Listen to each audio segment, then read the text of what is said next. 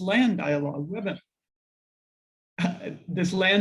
webinar series, organized in partnership with the Ford Foundation, the Land Portal Foundation, the Tenure Facility, and the Thomson Reuters Foundation. The initiative promotes the importance of recognizing legal ownership of Indigenous peoples and local communities' land rights as a prerequisite for achieving national and international goals for forest governance, food security, climate migration, economic development, and human rights. The Land Dialogue series will run once a month until October, with each webinar tackling a different topic. I'm Lori Gehring. I'm the climate change editor at the Thomson Reuters Foundation, and I'm happy to be your host today. We have a fantastic panel who I'll introduce you to shortly, but first a bit of housekeeping. The webinar will take place in English, but it'll be simultaneously interpreted to Spanish, French, and Portuguese. If you'd like to access that interpretation, please see the channels located at the bottom of your screen. There's an icon there you can click to see your choices. We'll have opening remarks and a discussion for about an hour, and then we'll take questions from the audience, which should just about take us to the allotted 90 minutes. As you think of questions for our panelists today, please post them using the Q&A button at the bottom of your screen, not the chat box feature. I'll then select some of those questions and pass them on to our panelists.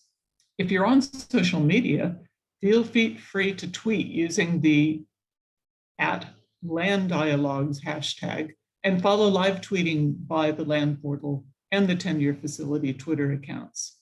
I should add that today's session is being recorded and you'll receive the link to it afterward. To begin, we'd like to get to know a bit about those of you in the audience. I know that there are about 600 people who have signed up for this webinar today, which is a reflection of the huge interest in today's topic. Let's find out a bit more about who's with us with a couple of short questions. You should see up on your screen now those questions. If you could please select one of the choices on which region you're based in.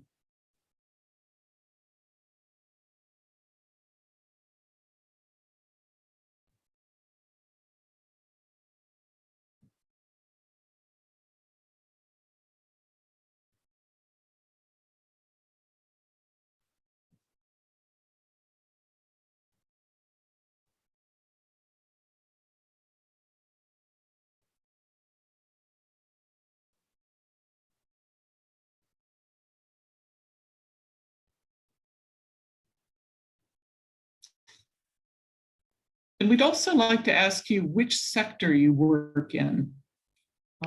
If you could fill that in as well, that would be fantastic.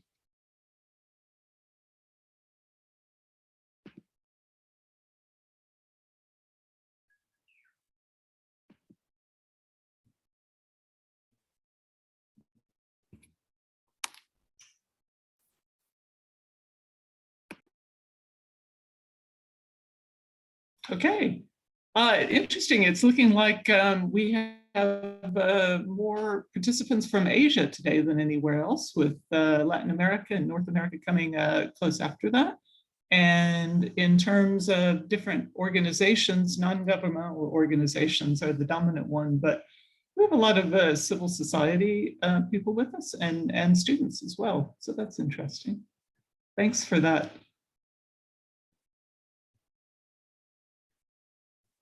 Okay, so now let me introduce you to our panel today. First up, we have Dr. Pasang Dolma Sherpa, who is Executive Director of the Center for Indigenous Peoples Research and Development, which has been working for more than a decade with Indigenous peoples at the local, national, and global levels to promote and recognize their traditional knowledge, cultural practices, skills, and customary institutions, which contribute to sustainable management of their natural resources, the forests, ecosystems, biodiversity, and climate change resilience. We also have with us Maricela Fernandez, who is a Cabécar Indigenous leader, founder of the Catsako Women's Group, and an activist of Indigenous women's rights for more than 15 years. She's president of the Territorial Organization of Indigenous Women, Kabata Konana, which means Defenders of the Mountain. During the COVID-19 pandemic, she's been leading the cultural access of the care plan with her association.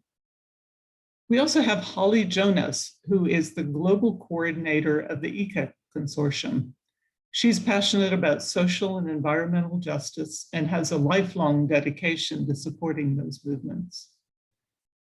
After volunteering and working with the ECA Consortium for more than 10 years, she now serves as the global coordinator of it.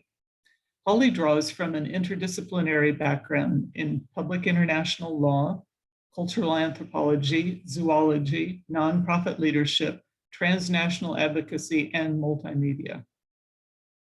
Next, we have Duncan Mcqueen.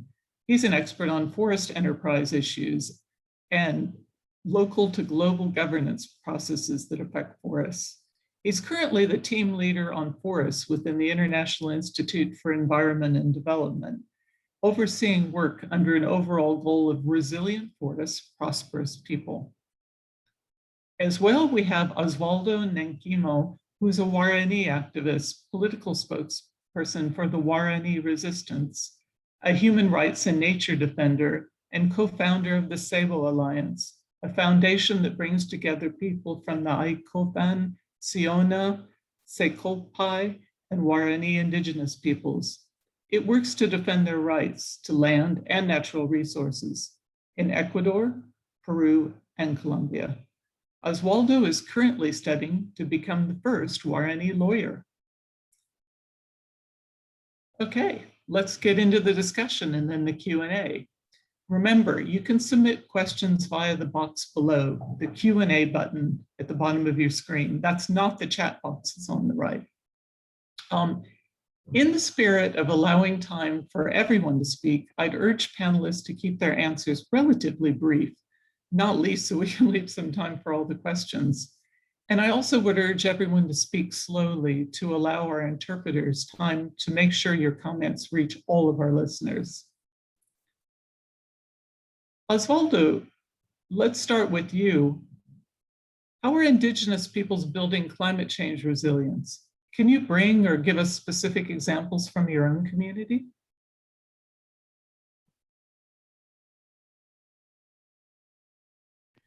Muy buenos días, mi nombre es Osvaldo Nankimo, soy guarani de la Amazonía ecuatoriana.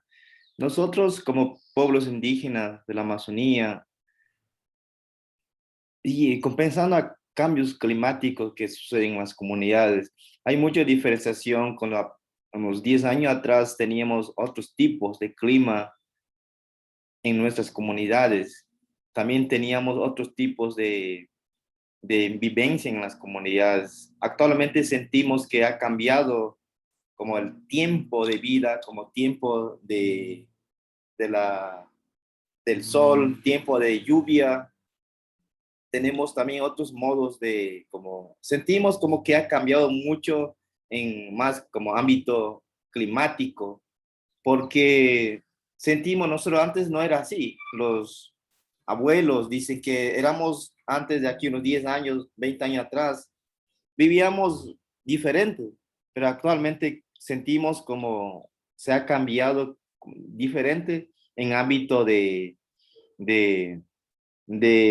la lluvia, y ahora no tenemos más como cacería, y sentimos que nosotros creemos en nuestra selva, en nuestra casa, y nos habla la selva misma en ámbito espiritual. Dice que el mundo nos castiga, y cuando nos dicen los abuelos el mundo nos castiga, y no entendemos por qué dicen ese mundo castiga, porque nosotros a la madre naturaleza, la vida de la selva, nosotros mismos estamos como haciendo malas cosas, castigando a la selva, y la selva nos castiga.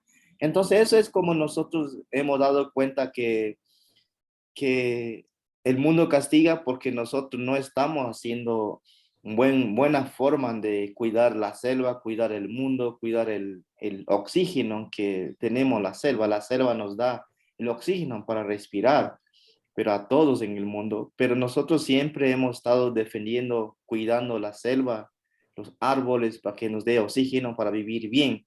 Pero no es solo vivir bien, pero igual tenemos muchas amenazas que llegan a nuestros territorios, pero igual debemos como proteger desde las comunidades para la vida de nuestros hijos, para dejar un legado histórico con la selva limpio, territorio limpio, los ríos limpios, el oxígeno limpio para que los niños respiren bien, para que siga manteniendo nuestra cultura a larga generación. Okay, thank you so much, Osvaldo. It's really interesting. Dr. Passon, can you answer the same question for us? How are Indigenous peoples building climate change resilience? Can you give us some specific examples from your own community? Thank you, Laurie, for the question. As shared by Osvaldo, the situation of Indigenous peoples and the role and contribution of Indigenous peoples around the world is almost same. The Indigenous peoples have continuously contributing for climate change resilience, because the resilience is part of their culture, part of their spiritual, their day-to-day life. But the problem is that connection with the people, with the nature, the connectivity, the symbiotic relation has not been able to understand. That has been the main causes of what we have been facing today. So, when you see the example, there are plenty of examples. When you go to the community, or when you are brought up when you were young and in the community, all the memories that you have lived so far, when you recall those memories, how glorious we could memorize how glorious those days were, because we hardly had the carbon footprints, because our culture, our practices, it's really contributed for sustaining the resources. Indigenous people collect the resources only that they need for their survivals, not on the grid base, not on the capitalistic worldview of getting more and more and more and over exploitation. So those people, and I would be more than happy to share just a few examples from our community in the context of Nepal. In Nepal, we have 59 and recently 60 indigenous different groups that has been legally recognized in 1990. Now, most of the indigenous peoples, almost more than 70% of the indigenous people, is still living in the rural area. As you are already aware that how indigenous people have been contributing to the impacts of climate change, climate resilience, the outcome of the study of many resources, including ICBES or IUCN or ILO or IPCC. So in Chepang is one of the indigenous groups, so who are still living in the forest, in the rural area. So when Chepang community, they go to the forest and collect the roots for their food, they always worship. And then they take the permission before they take out the roots for their food, as the means of food for their family. And then also they don't take all the roots, but they take only the roots for their family and leaving the small plants and roots for next year. Similar examples of the mountain indigenous peoples, like almost 90% of the communities in the mountain in Nepal are indigenous people. So who are still depending on the herbal traditional medicinal for their treatment, even in the pandemic. So when they go to collect the forest for the herbs and different medicinal plants, they collect only what is needed for them, and remaining the putting behind all the small plants and other plants to be collected next year. So similarly, we have also one sacred tradition in Chumnubri with the principles of non-violence and principles. So strictly forbidden of the prohibition from killing even domestic or wild animals, or even honey hunting or fire, all this our cultural, our customary institutional governance system of the practices, our all are nature-based solution and contributing for climate change resilience. But the problem we have been facing is not being understanding the connectivity of indigenous people and the nature. Thank you, Logan. Thank you. Yeah, this the thing about resilience being part of the culture, it's really at the root of a lot of this, isn't it? Maricela, can we turn to you now? How are Indigenous peoples building climate change resilience in your community, your part of the world. Can you give us some examples from your community?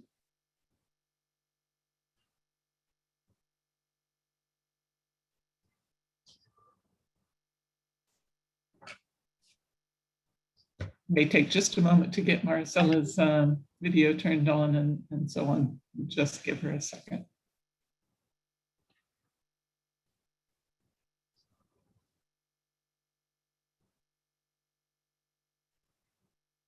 Are you able to hear us, Maricela?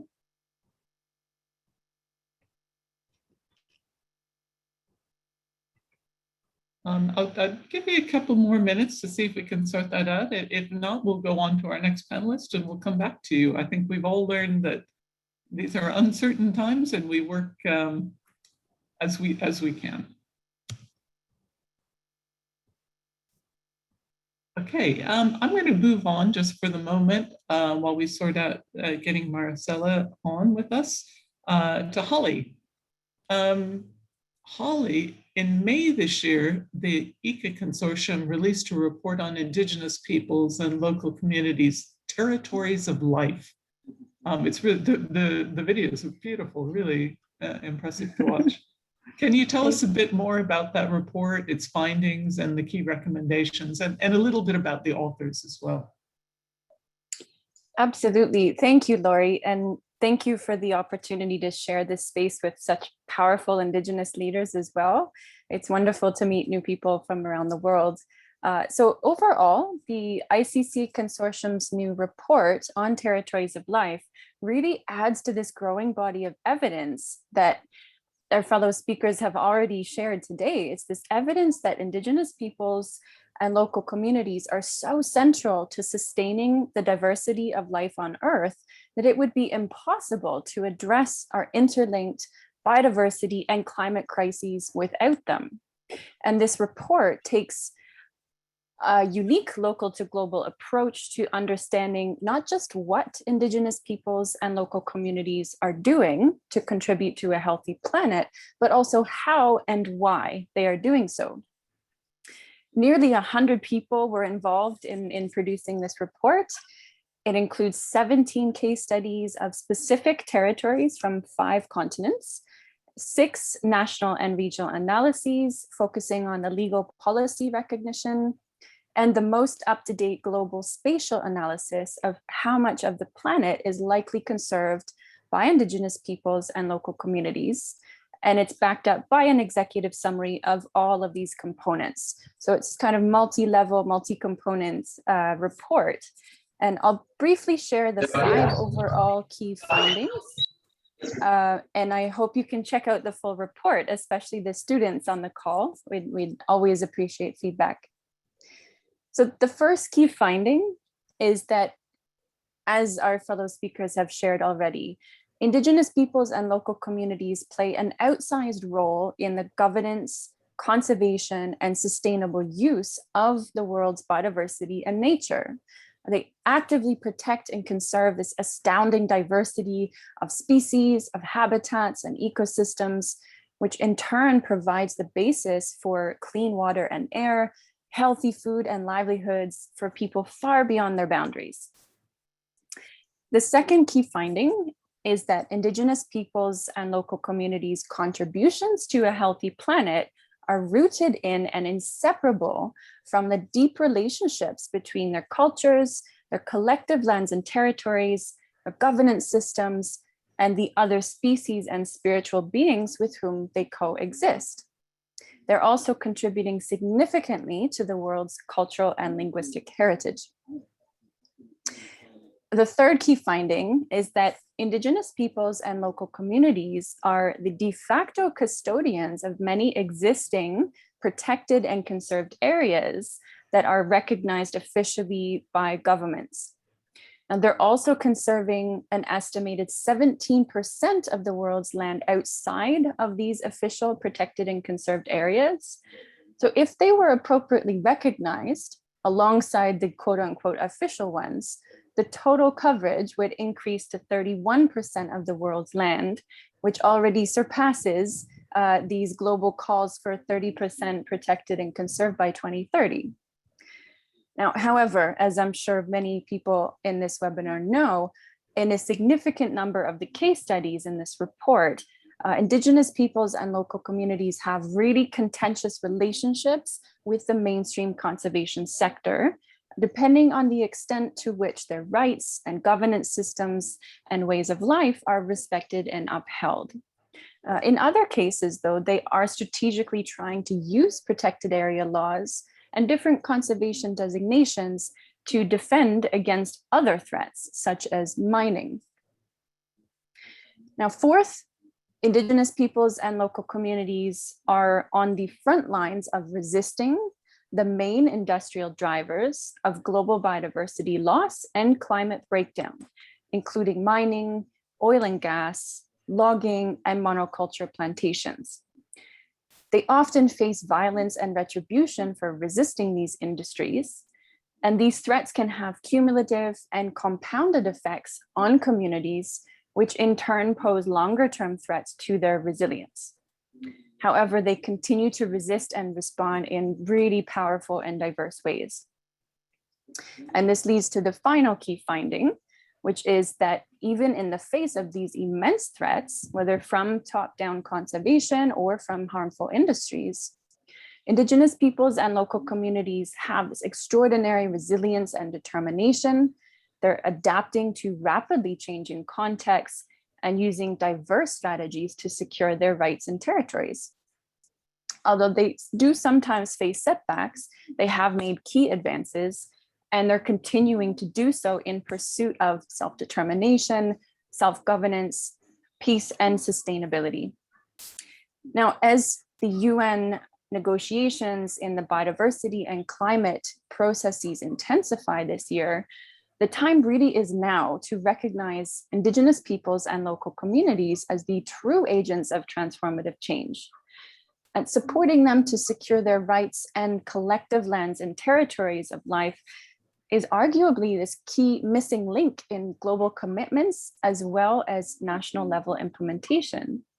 And therefore, it's also a huge opportunity for leadership and convergence in these negotiation processes.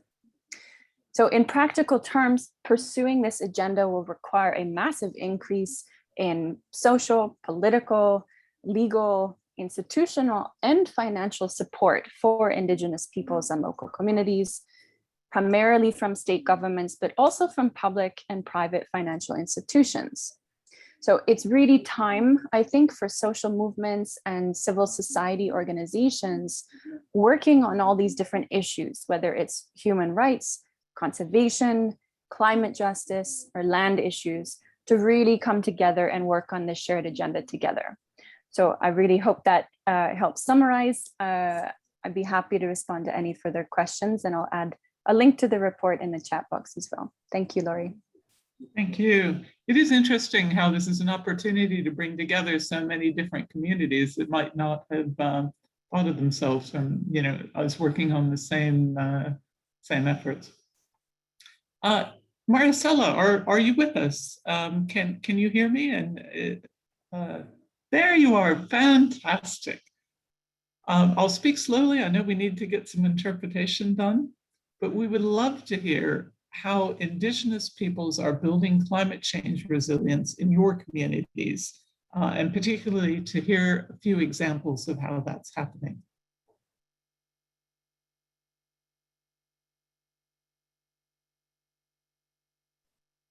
Maricela, you are muted. Can we unmute Maricela, please? We don't want to miss what she says. Ah, perfect. I think we can hear you now. Bueno, ¿me escuchan? Bueno, ¿cómo sí, hemos venido con... sí. Sí, ok. Bueno, nosotros en estos pueblos, bueno, hemos venido fortaleciendo, ¿cómo lo hemos hecho? Fortaleciendo los conocimientos tradicionales y ancestrales de nuestro pueblo, porque de ahí cómo, poniendo en práctica lo que es la siembra cultural de la producción tradicional, con ese conocimiento ancestral, también, ¿cómo se llama? La forma de producción tradicional que está basado a la categoría nuestra, Eso hace que nosotros podamos rotar la tierra y podamos sembrar culturalmente.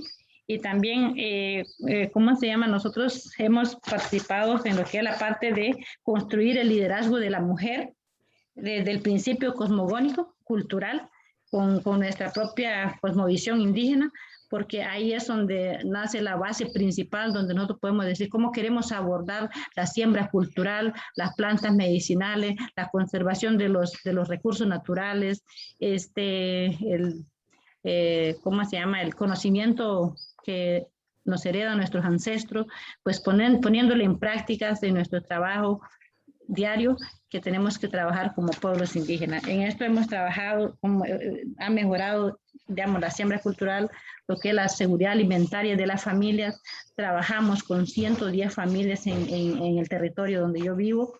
Se ha mejorado, digamos, se ha mejorado la seguridad alimentaria, los intercambios, los trueques, que a base de ese conocimiento cultural, nuestros mayores nos han dicho, bueno, por la pandemia hay que retrocedernos y tenemos que volver a nuestra cultura, a nuestra cosmovisión, a nuestra identidad cultural, porque eso es que marca la diferencia.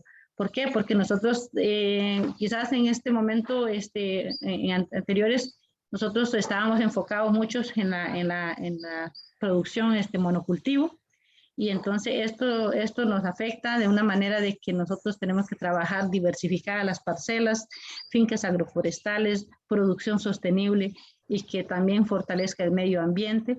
Y entonces todos estos trabajos nos hemos enfocado, y ahí es donde hemos trabajado a la Feria del Estanco Indígena de Trueque Virtual, donde hemos intercambiado semilla, así como el Museo Vivo Resguardo de Semilla, semillas criollas que sea resistente al cambio climático, ya que en estos momentos que estamos viviendo el tiempo que se nos ha complicado, que hay terribles inundaciones, y de igual manera hay momento a otro hay mucho verano. Entonces hemos venido trabajando desde el principio de nuestro territorio ante esta situación, ante la pandemia, de que nosotros podamos enfocarnos algo culturalmente y fortalecer ese conocimiento cultural, fortalecer ese principio de nuestra identidad cultural, basado a todo lo que mencioné, a la creación de estos 4 sistemas productivos que nosotros nos hemos enfocado en la parte de la sistema de producción tradicional, el estanco indígena de trueque virtual, los proyectos culturales de artesanía, que son cosas que nosotros son nuestras, pero lo hemos descuidado y nos hemos enfocado en eso, y en las huertas tradicionales que también tenemos en nuestras parcelas. Entonces, esas son las acciones concretas que nosotros hemos venido trabajando como organización. Muchas gracias, Maricela. I'm going to give just a second for the interpreters to catch up on that. Thank you. It's really interesting to hear about the farming. Okay, next we would like to go to Duncan, who has had some interesting recently published case studies written by local forest and farm producer organizations and funded directly by the Forest and Farm Facility about those organizations' efforts to become climate resilient. Duncan, can you tell us a little bit about those? Yes, thanks, Laurie. Yeah, the Forest and Farm Facility, it's a partnership and it directly funds Indigenous peoples and forest and farm producer organizations to achieve 4 main things: better policies, more enabling policies, stronger businesses, and then climate resilience is the 3rd one, alongside social and cultural protection services for marginalized groups. And by the end of 2020, I think some 99 organizations out of the many hundreds we support had developed these climate resilience plans across 10 partner countries where we're working. So the way the FFF works is to co-produce knowledge. We understand that farmer groups learn best from one another in sort of peer-to-peer learning. but it also helps to dip into the academic world to make sure what we're spreading knowledge about is best practice. So we did two things. We invited some farmer organizations and their support partners to write these 10 case studies about their climate resilience plans from places like Bolivia, Ecuador, Ghana, Kenya, Madagascar, Tanzania, Togo, Zambia, Nepal, and Vietnam. And these were published last year. And at the same time, we were looking at we were doing some research to think about how other people are describing climate resilience and ways to approach it. And from that literature, we documented 30 different practical ways that people are becoming more resilient. Now, we planned a big exchange with the producer organizations that were scheduled to happen in Vietnam, where they would see these climate resilience things, but COVID-19 put pay to that. So instead, we've been trying to arrange webinars to exchange views and experiences on this topic. And a critical point from the case studies is that, you know, farmer resilience or smallholder resilience or indigenous peoples resilience, it's not just about the farming system, although that's very important, but there are a range of practical sets of things they can do, and which we came up with these 30 different things. And ecologically, they can, of course, do things like plant more resilient crops or livestock, or enrich their soils, or plant nitrogen fixing trees, manage pests and diseases better. So lots of ecological things that mean less failure on the farm. Socially, of course, they can do many things as well. They can strengthen their voice and representation for rights, link to other organizations that can help them with services and technical support for even their businesses, less isolation. And then economically, it helps to upgrade your businesses and to diversify what you produce so that there's less risk of failure. Diversifying not just the different products, but sort of packaging and marketing, having more ways of selling what you do, so more stable incomes. And finally, you can invest in a whole range of sort of physical and technological things, everything from fire breaks and building terraces and irrigation to communications using mobile phones and so on. And what was really striking about all this is that once we'd done the look at what people were saying about resilience, when we went back to our 10 case studies from forest and farm producers, we found that most of the local forest and farm organizations were already doing most of these things. You know, they're wizards at resilience already, and I guess they have to be in order to survive. And I think that was the striking thing. Yeah, it's so interesting, isn't it? You always hear this saying that necessity is the mother of invention, right? And it's impressive to me as we report on a lot of these things, how many of the solutions have already come out of local communities, you know, well ahead of when people in the global north actually began to start thinking about these things. Duncan, we would love to just hear a little bit more specifically about one of these case studies. Can you tell us a bit more about the one from Zambia, which is about the diversified climate resilient business model of the Tubaleke Club? That's right. Yes, certainly. Yes, it's a 26 member women's enterprise group called the Tubaleke Women's Club. And it's in a very dry southwest Zambia in Choma district. I wish you could meet their leader, Juliet Machona. She should have been doing this, but she's a real star, really inspiring. And it's a tough place to live. The rains are becoming increasingly erratic with climate change. The growing seasons shortening often to less than 80 days, barely enough time to grow your staple crops. So this women's group formed in about 2002, trying to get a fertilizer credit program from the government. That was long since finished when we met them. And they approached the Forest and Farm Facility to see if we could help them with climate resilient livelihoods. So we provided a bit of training, and then we've been supporting them through several years based around their own plans for enterprise development and climate. And they'd identified a way of diversifying away from subsistence agriculture by basket weaving from local bamboo and grass.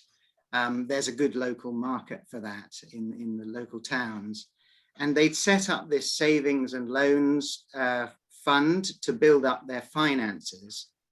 And that was really the foundation of their resilience. So for example, from the profits from the basket selling, they then diversified into rearing pigs and sheep. And then with the animal manure, they installed a sort of a biogas cook stove facility for the women. And the biogas creates, obviously the waste product is slurry, which is, it's very good fertilizer for their agricultural crops. And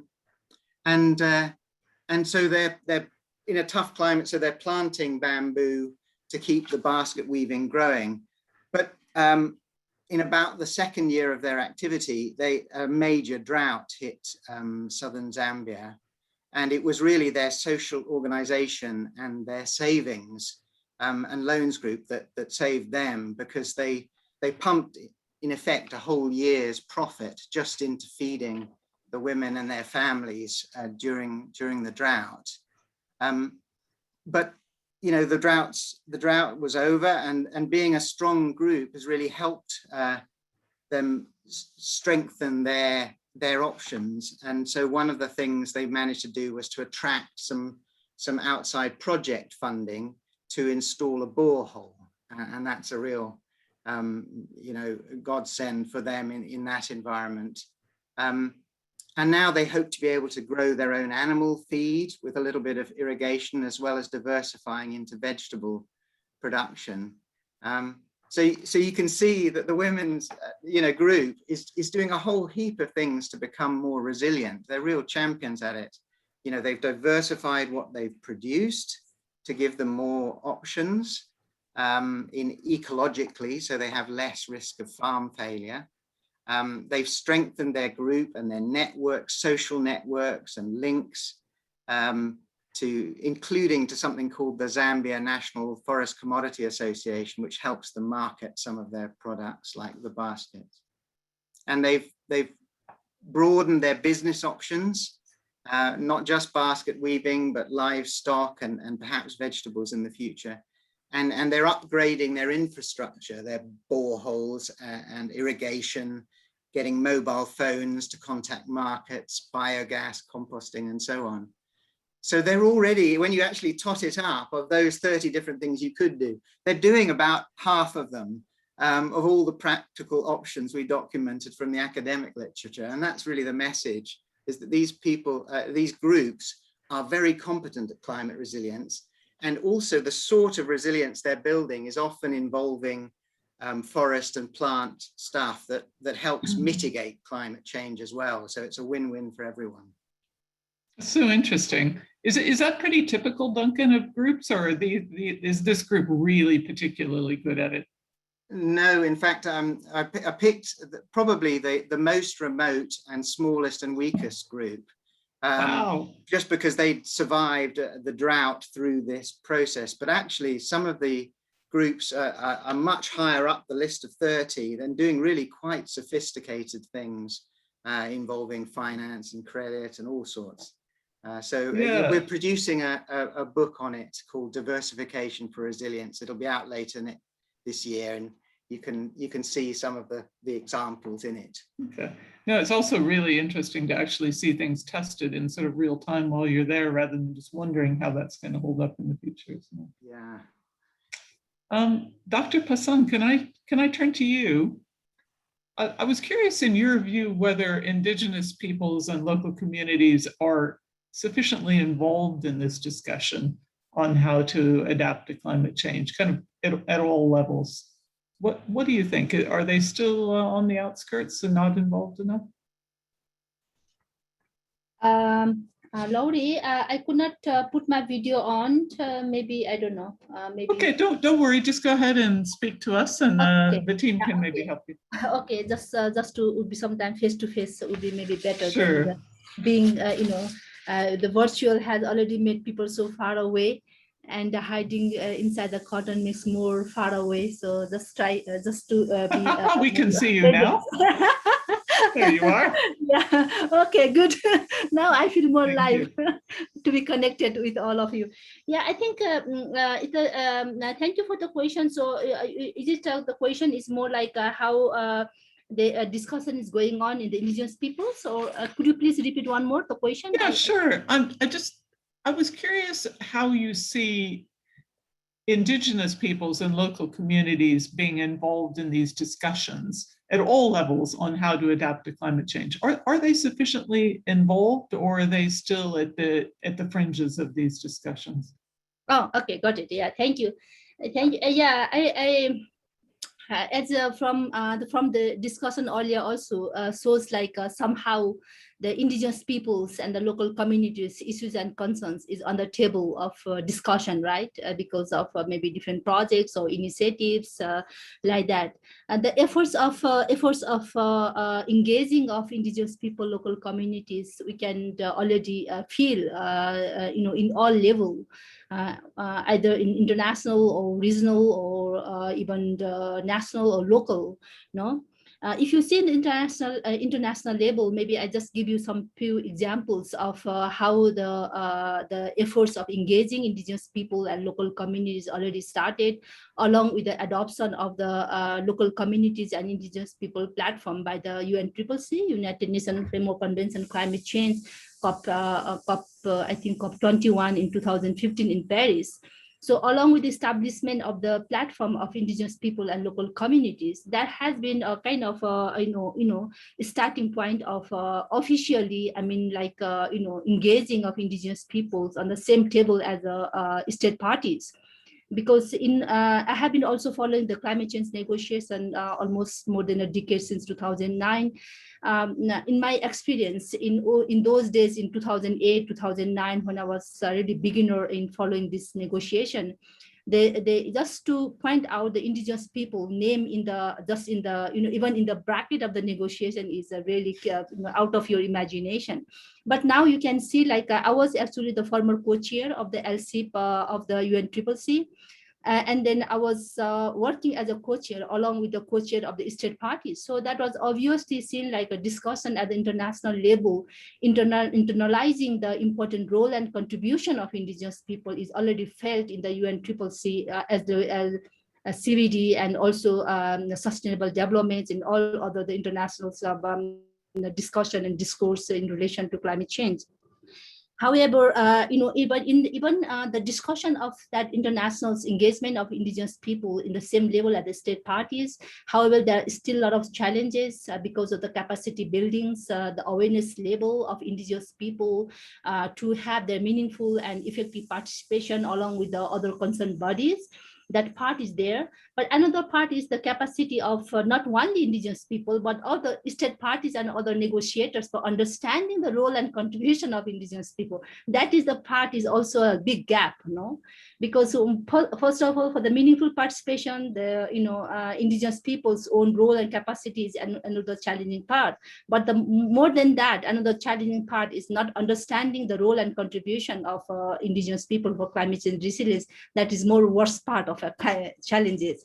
So at the national level, if you see in some example, like a few countries like Sweden, Mexico, Canada, they have a few examples, we can count it, how they are really engaging indigenous peoples on the climate change discourse at the national level in the climate change policy framework. Nepal is also in progressive states in comparison to when you see the past 10 years, the engagement of indigenous people. However, one of the most challenging I have felt like at the national level in the context of Nepal, most of the climate change framework, the climate change policy framework, like for example, National Adaptation Plan or national determined contribution that they have submitted to the UNCCC, more are basing on the secondary data. So the absence of disaggregated data, especially to reflect that how indigenous people and local communities, women, have contributed for climate change resilience. Why they're not the active actors, the key actors in the discourse of climate change, in the solution of climate change and the resilience of climate change to deal with this whole crisis is hardly been reflected. So this is the big gap and challenges. So having said that, there are much more things to be done in terms of capacity building, full and meaningful engagements in the climate discourse in all levels. That's really, yeah. It's really interesting that women are still left out now, after so long of trying to push ahead on this. Certainly it's an ongoing problem. And I think your question about this kind of meaningful participation is going to be a big one, and not just for Indigenous people, coming up at COP26 as we try to deal with the vaccine travel restrictions and online systems that are not always perfect for everyone, particularly in the more remote place you're coming from.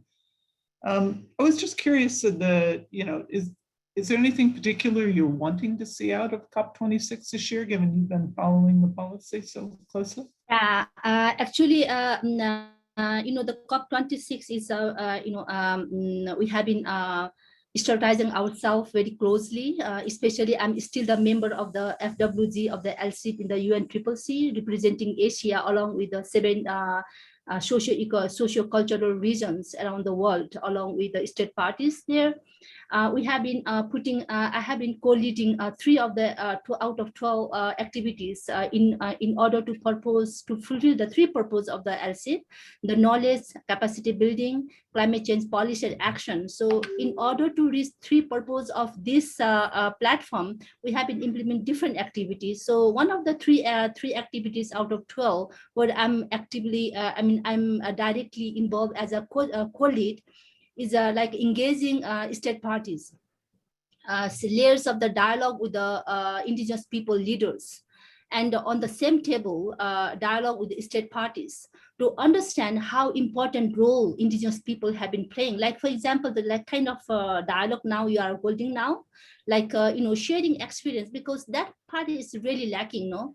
Because indigenous people are often misinterpreted, right? Because indigenous people have been seen like objectively rather subjectively, right? So this is the time that indigenous people speak their own voice rather being interpreted or reinterpreted by another voice, right?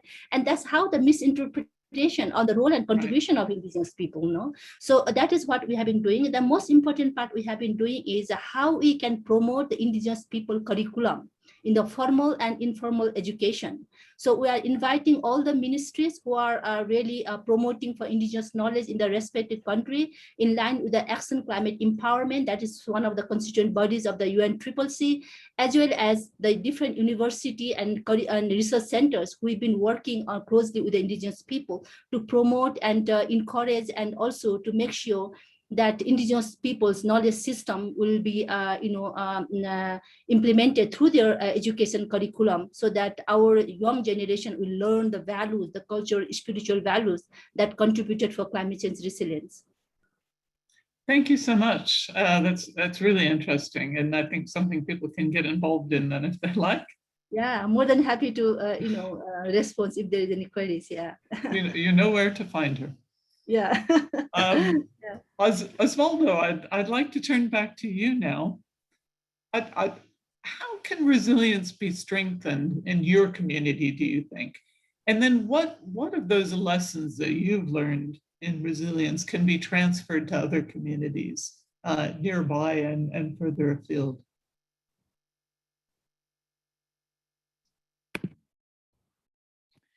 Bueno, gracias nuevamente.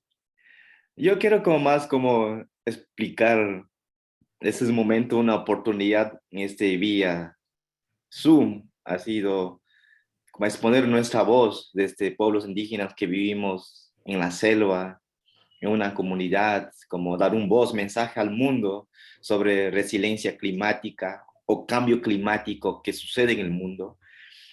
Nuestro mensaje desde como nacionalidad indígena guaraní de Ecuador, de la Amazonía, que vivimos en un pulmón del mundo, que hay bastante árboles como mega diverso. Entonces nosotros desde la comunidad hemos aprendido la lucha y la resistencia contra el extractivismo, con el Estado, con los petroleros. Entonces nosotros hemos dado un duro batalla y hemos ganado con gobiernos, con los petroleros, como sentencias judiciales, hemos ganado. Esa es la resistencia, ese es como favor de la resiliencia climática.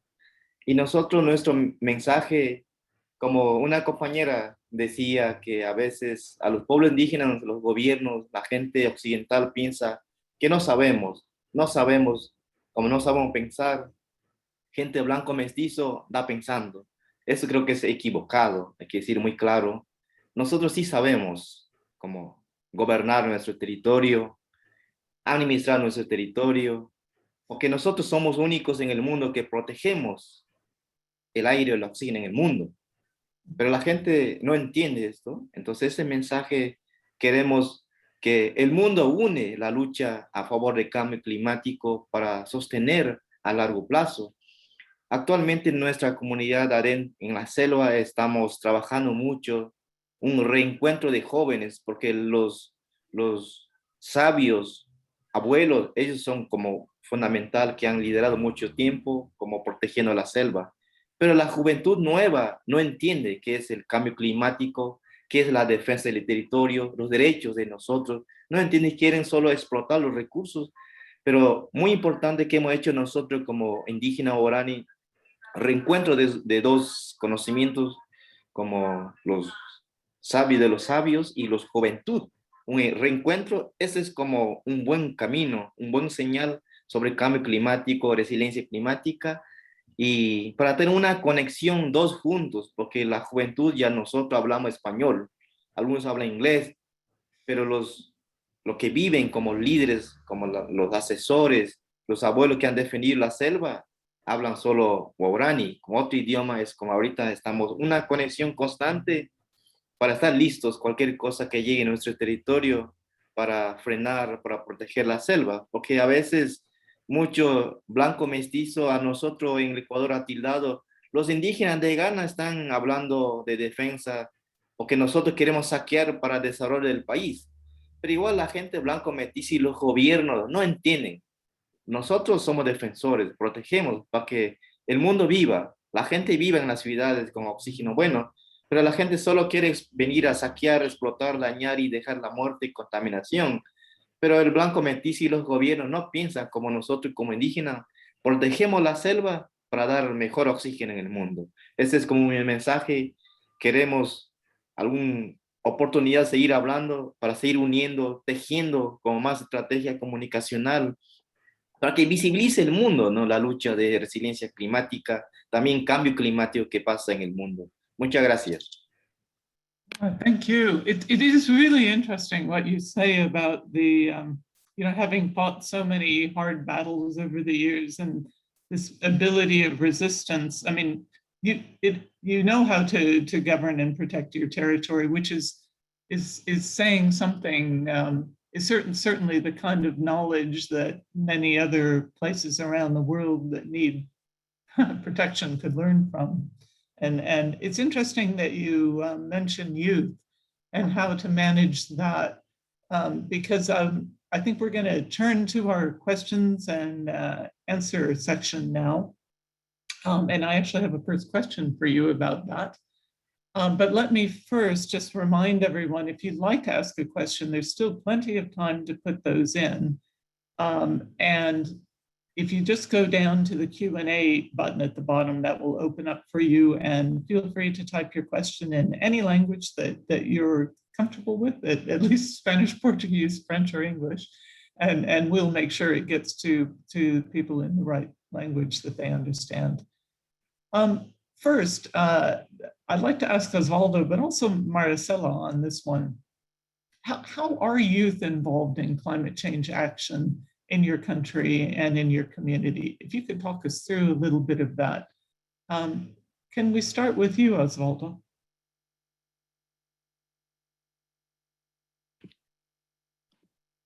Sí, gracias nuevamente. Bueno, amigos, como en nuestra comunidad, como pueblos indígenas en la Amazonía, antes no estaba más involucrado la juventud, como ya mencioné, actualmente estamos uniendo la acción. Porque la acción, quiero decir, como yo soy como tercera, cuarta generación guaraní que he salido a hablar español, pero mi pueblo habla otro idioma guauterero, entonces esa es la conexión que tenemos, la voz como hacia afuera, desde comunidad dando mensaje hacia afuera y trabajando juntos con dos sabiduría en la comunidad. Ha sido como muy bueno la juventud actual que llamamos a muchos jóvenes, como muy jóvenes, llamamos en nuestro encuentro de asamblea grande para discutir, analizar qué queremos hacer, cómo vamos a hacerlo frente a las amenazas que pueden llegar en nuestro territorio. Estamos haciendo más vinculados a la participación colectiva, decisión colectiva, enseñando a la juventud, porque igual la juventud luego en el futuro debe llegar a este liderazgo de enfrentar, luchar por su territorio y más especialmente como la gente llega a nuestro territorio, porque igual la acción decimos que la juventud trabaje con mucha reflexión, con mucho diálogo a favor de esos recursos que tenemos en la selva, porque igual sin la juventud no funciona en nuestra comunidad, sin juventud no va a ir muy lejos, porque los sabios, líderes, abuelos van a perder muy corto tiempo porque ya son adultos, pero la juventud es un legado histórico, pero necesitamos capacitar, formar líderes, que sean nuevos líderes. Entonces, la acción ha sido de la juventud con mucho como aprender, como una formación constante, porque la juventud es va a ser como futura generación liderando con su territorio, ¿no? Entonces, eso es como importante la juventud vincular, porque a veces la juventud, nosotros mucho tiempo hemos dejado a un lado solo con los líderes, ¿no? Entonces hay que vincular, como hay que participar para que entienda, que aprenda, porque ese es el camino de nuestro sueño, ¿no? Eso es como yo pienso que estamos haciendo como más acción en el campo. Okay, thank you. That's really interesting. Maricela, can I ask you the same thing about what you're seeing with youth involved in climate change action in your community, in your country? How is that going? Wait.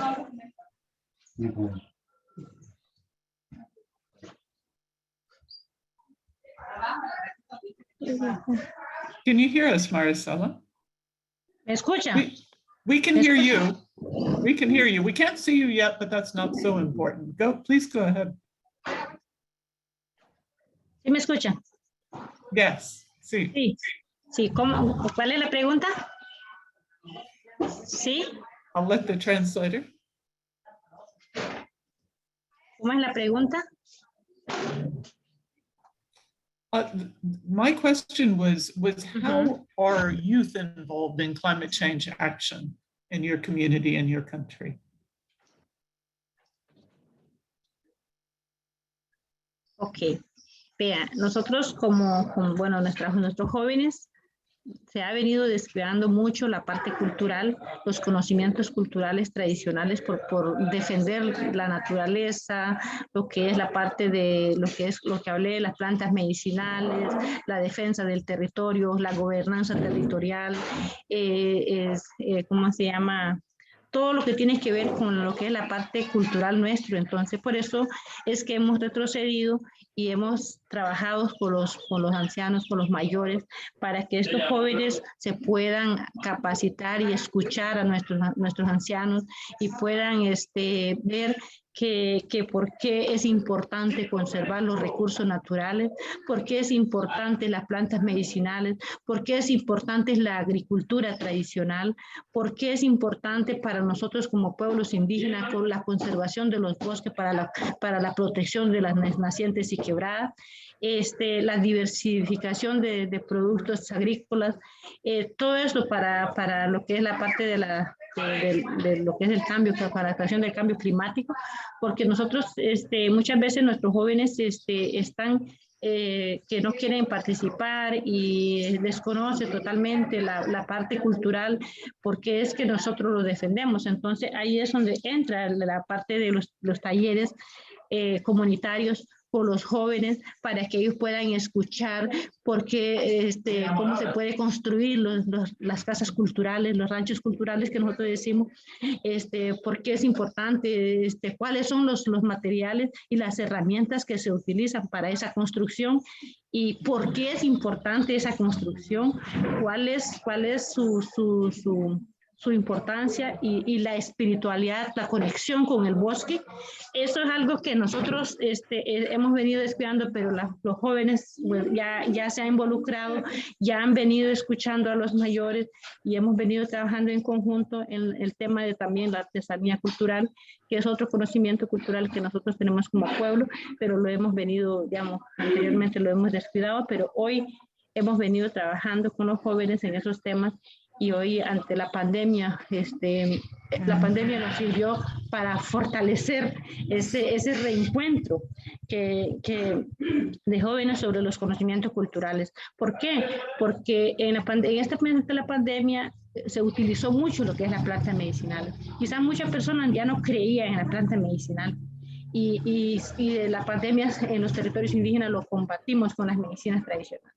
Y entonces ellos desconocían para qué sirve, cuál es y cómo se llama y cuál es su función. Y entonces ahí es donde entramos al taller de lo que es talleres culturales para que todos podamos encontrarnos y tener un reencuentro y ver para atrás lo importante que son los conocimientos nuestros como pueblos indígenas y el aporte que hemos hecho para lo que es el cambio climático, la resistencia. Pues hemos sido una base tan fundamental para el desarrollo, para la humanidad, porque toda la conservación, el aire, lo que hemos conservado nosotros como territorios indígenas, pues eso no solamente le va a servir a los territorios indígenas, eso es para todo lo que vivimos en el planeta. Siempre con pueblos indígenas, donde quiera que estemos en cualquier país del mundo, nuestro principio es conservar la naturaleza, conservarlo, protegerlo, cuidarla y ahí tenerla siempre como para nosotros es algo que es sagrado, es delicado, porque eso nosotros lo defendemos y ese conocimiento lo tenemos que seguir transmitiendo porque somos los mejores ingenieros forestales. Sabemos que por qué sirve esto y en cuánto tiempo trabajamos con la rotación de la luna, en qué momento yo puedo ir a sembrar, en qué momento yo puedo cortar este árbol y cómo puedo, al cortar uno, cómo puedo ir replicando más, sembrando más y buscando más árboles. Entonces, toda esa parte de ese conocimiento es donde la juventud ha entrado a participar activamente para conocer ese conocimiento, construir una casa cultural. Yo quiero construir una casa cultural, pero ¿cómo se hace? Entonces, ahí están los mayores enseñando cómo se hace, por qué se hace, cuáles son los árboles que se usan para la construcción y todo ese conocimiento, de verdad. Y entonces, sí hemos aportado muchísimo. Yo creo que somos los mejores grupos, se puede decir, mejores territorios indígenas, donde estamos aportando al cambio climático y sin necesidad que a mí me diga que hágalo. Es una forma de trabajo nuestro, es una forma de nuestra vivencia cultural de que tenemos que conservar y proteger y mejorar. Ahora con el tiempo de que estamos con el cambio climático, pues cada vez hacemos mejor las cosas. Cada vez aportamos más, si hay algo que mejorar, mejoramos, y hay algo que reactivamos, si hay algo que aportamos, pero nosotros como territorios indígenas somos los mejores defensores del bosque, somos los que hemos aportado de generación en generación, somos las mejores escuelas ambientales y forestales a nivel mundial. Gracias, Marcela. It is really very interesting to consider these things about how the pandemic is affecting all these efforts, and it sounds like it's work, but you're making some progress with the youth, which is great. I wanted to move on through the questions. We have so many good ones here, and I want to get to as many as we can. We have a question about raising the Indigenous voice. They said this is an issue across so many national and international platforms, but part of the problem is that those platforms and commissions and that kind of thing, this questioner is saying, are ultimately deaf to that voice. So how do you get them to genuinely listen and engage? Is there anyone who'd like to answer that one? Yeah, I think I can respond that one. Okay, thank you, Dr. Kazan. Yeah, how we can genuinely recognize the voice of Indigenous people or the engagement of Indigenous peoples. For that one, as I would like to reiterate again what I said earlier, that the first of all, that we Indigenous people also need to understand our role and contribution, our contribution for the climate change resilience, because as earlier friends, I think Osvaldo also mentioned that many Indigenous people community, they think like maybe there was a curse because of our past, something we did bad, something happened. No, it's never, just always blaming themselves, right? But the reason of the climate change, the climate crisis, the environmental crisis is another one, right? So that kind of awareness is very important to be there. But the effective engagement is obviously building the capacity and level of awareness, as I said earlier, for the meaningful participation. I just want to give one examples of how the Indigenous peoples have contributed for climate change resilience, and that understanding is very, very fundamental to be understood, to be internalized, and see from the Indigenous people's worldview. The problem here is always the Indigenous people's traditional livelihoods, our practices, spiritual connectivity, always been seen like a compartment, right? Like a black and white. Okay, Indigenous people is there for climate change adaptation or mitigation or resilience or land tenures or what? No, but the problem is that Indigenous people worldview is it's a holistic worldview. Everything is interconnected like a spider web, right? One strand is being connected to another strands, because that's where the meaning comes from. The fundamental, like what been effort from the tenure facility for recognition of Indigenous people's customary governance system, their land and forest tenure, would be the basis for a recognition of their customary governance, their knowledge system, value system, because there's no legal recognition of Indigenous peoples in the discourse of climate change or discourse of land tenure security or anything like that. Because of that one, there's an absence of, there's a continuation of, kind of, losing the self-respect, that and not only losing the self-respect, but also not giving the importance of our knowledge, values, and our culture and spiritual. That is so wealth of knowledge to deal with this climate crisis. So that understanding need to be understood, and this kind of discourse should be continued, global, regional, national, even local level, so that all the agencies be aware how important Indigenous people have been contributing. I just give you one example before I end. Like in Thailand, one case in Thailand where 39 Indigenous groups in Thailand. Karen is one of the communities. Karen is one of the Indigenous groups, highest numbers of the Indigenous groups. They have the different provision. I just want, they said they have the provision of all TQ Tau Thi, like if you drink water, you have to protect water.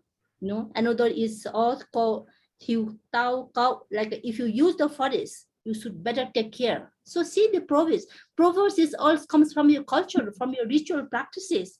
And also another part is in the current community, which is similar in Indigenous people in the Tarai belt of Nepal and also in India. that the umbilical cord, when the baby is born, the umbilical cord is tied in the forest, in the tree in the forest. So the umbilical cord is when it's been tied in the forest the tree represents the boy or the girl whose umbilical cord has been tied. So even after her death, the whole community believes the soul is there. So the trees it should be protected. So more the growth of the, more you have population of indigenous people, more trees there. So see there, and when you have a more tree and the biodiversity conservation, you don't need to talk about like a whole modern kind of solution of resilience. See, if you just understand that our culture values, there is a resilience, there is a nature-based solution, everything is there. But the thing is, we have to open our eyes with a holistic worldview of the indigenous. No, it's really, I mean, these examples are so fascinating. And I think that leads really well into another question that we have here from someone who says that their experiences in Borneo, and they said that their indigenous communities, they know about climate change, but they don't know that they know about climate change. This is, the name isn't put on that thing that they know. And that can make it hard to find strategies to kind of elicit and draw out this knowledge effectively so that others can use it. I'm curious if any of our panelists have any good examples of how you've managed to pull something like that you've just been talking about out and use it to influence something broader or another community. Holly or Duncan or anyone else who's on the call? Crack at that one. Okay. I mean, yeah, it is a big challenge, how to get these examples taken seriously. And I think probably the answer lies in organization. So working carefully to document stories from many different locations, but then perhaps channel them upwards into things like the Asian Farmers Association or the East African Farmers Federation. And these are big, powerful voting blocks that governments have to take seriously when they listen. I think in this world with there's so much information, decision makers are bombarded, and so I think it matters a lot who is speaking, and especially if organizations work together to form alliances, powerful alliances, I think that can really help. So I think the indigenous groups working on the if not us then who type platform, it's really clear messaging, very effective, and they represent lots and lots of people, and so that can be quite persuasive. No, I can imagine, yeah, having the numbers behind it is a big help, right? And I often wonder whether there's not room even for kind of at the other end of the scale, just kind of good storytelling about this. Maybe we need some novels or theater or something that begins to pull these things into greater public consciousness. I think that's right, and not allowing it to become the preserve of jargon. I mean, yes. There's so many terms out there on nature-based solutions, climate-based adaptation, sort of forest landscape restoration, integrated agriculture, climate-smart agriculture, and that puts the agenda in the hands of the experts. So keeping it simple and practical and stories are a good way of doing it. Yeah, I think so. I wanted to ask, there's a question here that says a lot of the large finance organizations, including the World Bank, are putting money into conservation finance. I mean, certainly we're seeing more examples almost by the day of different programs for this. And our questioner says that indigenous peoples and local communities are rarely considered directly in this, other than just being mentioned as lip service in it. Is there some way to influence these large, largely Western, global North organizations and really shift their attitude and approaches on this? Do any of our panelists have any experience with that? Holly, have you seen anything on that? Are you still with us? Yes, I hope so. I was Yeah, we can hear was you. kicking me off every so often there. Sorry. Yeah, I think it's a question, and there's a lot of things starting to happen. As you said, Lori, not just big announcements of new funds and so on, but also some interesting processes within parts of the finance sector moving towards more transparency, more accountability, more focus on human rights and justice issues and so on. So this is happening within private foundations in the philanthropic world. It's happening within stock exchanges, pressuring major oil and gas companies, for example, to disclose human rights, environmental impacts, and so on and so forth. So I think in the conservation industry, there's a real need to place more emphasis on human rights-based financing for conservation.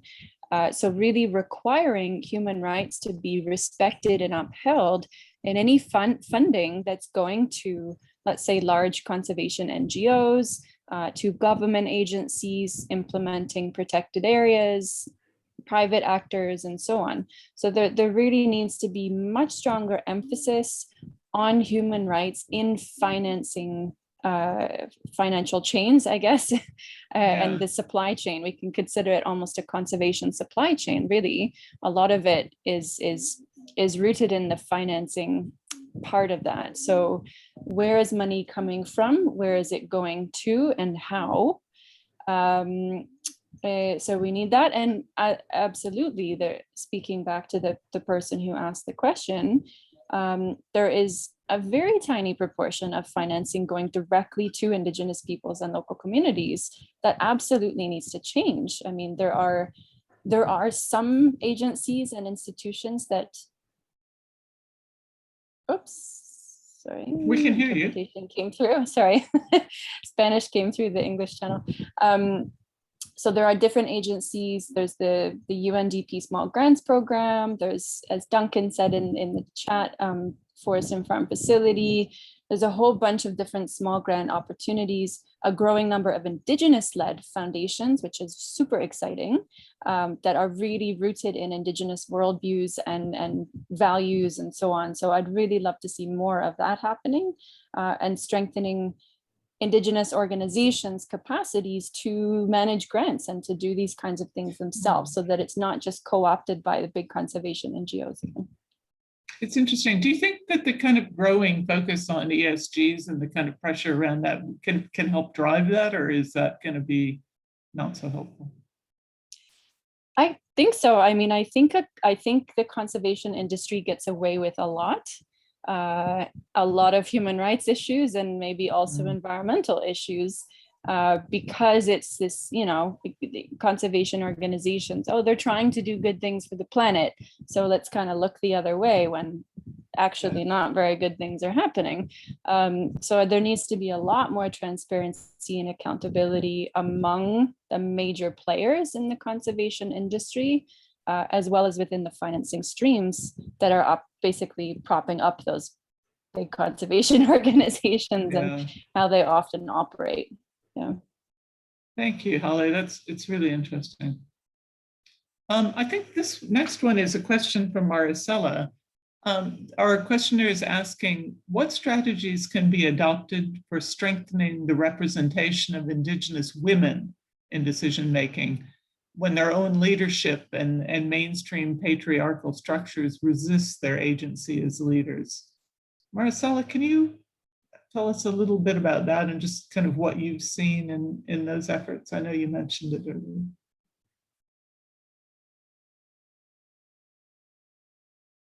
We'll wait for the translator to translate this for Maricela.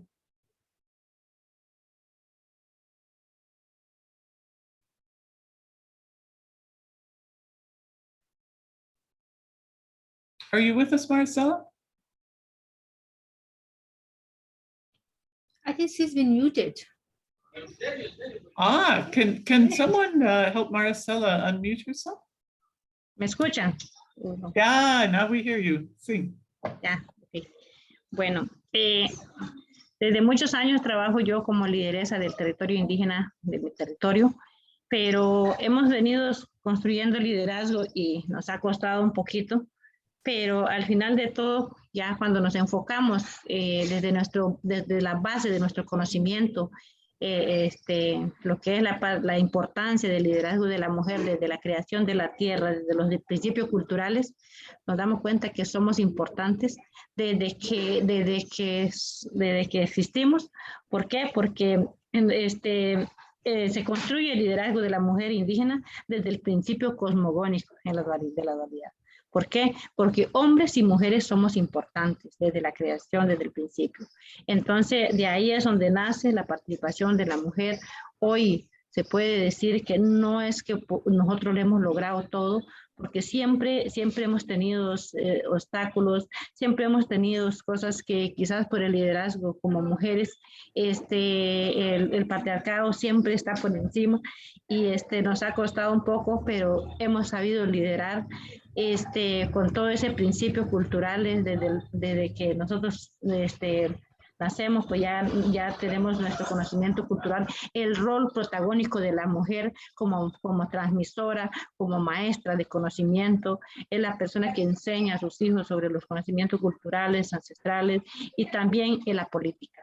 ¿Por qué? Porque estar en un liderazgo también requiere de conocimientos occidentales, conocimientos culturales, conocimientos tradicionales. Entonces, todo eso pues lo hemos aprendido y hoy puedo decir que hemos crecido en el territorio. Las mujeres hemos desarrollado proyectos importantes. Por ejemplo, hemos dejado una base concreta más allá de un discurso de que el sistema de producción tradicional, digamos, es una alternativa social, cultural, ambiental para la resiliencia ante el cambio climático, porque nosotros trabajamos en la producción. ¿Quién es el que enseña eso? Digamos, las mamás trabajando con sus hijos. ¿Quién es la que está ahí aportando? Entonces, todo eso hemos trabajado y hemos aportado y hemos puesto en práctica de forma tangible y visible en tiempos actuales los conceptos indígenas de uso de la tierra con un conocimiento viable sobre la soberanía alimentaria. Como mujeres que somos, como mujeres transmisoras de ese conocimiento, mujeres portadoras de ese conocimiento cultural, mujeres que estamos día a día con las familias, mujeres que hay obstáculos, pero nosotros también tenemos la capacidad para seguir adelante, para demostrar que sí se puede hacer las cosas. Y ahí es donde he sido muy ¿cómo se llama? Exigente con mis compañeras de que tenemos que crecer como mujeres, que tenemos que aprender a liderar en nuestras comunidades, porque como mujeres indígenas no es fácil de estar ahorita como estoy yo, no es fácil de estar en este medio, porque eso no es nuestra forma no lo practicamos, pero hay que esforzarse, hay que hacerlo por nuestra gente, por nuestro pueblo, por nuestro territorio, y hay mucha gente detrás de mí, hay una gran cantidad de gente que espera de mí, espera de las compañeras, espera de todos nosotros. Entonces nosotros tenemos que esforzarnos a aprender a aportar con estos conocimientos importantes en nuestra vida diaria. Y por ejemplo, una inversión que se haga en las mujeres hace cambios profundos en las vidas de la familia, de la comunidad y del territorio. Muchas gracias, Maricela. I like the comment. It's not easy, but you have to do it, okay? Which is, I think, at the heart of a lot of what we're trying to do. Sí, así es, hay que hacerlo. He aprendido poco a poco. Yeah, exactly, little by little. I have another question for Oswaldo. You had mentioned this question of languages and loss of traditional language. I have someone asking, does the loss of indigenous languages impair the ability of traditional ecological knowledge to contribute to Western science toward a better understanding of the impact of climate change on the vulnerable ecosystems that Indigenous people occupy. I think essentially just asking, you know, how much does that loss of the Indigenous languages and the kind of knowledge that's tied up in those words hurt efforts to pass this on? I mean, to a wider audience, but even including in the own community. Osvaldo, can you address that one?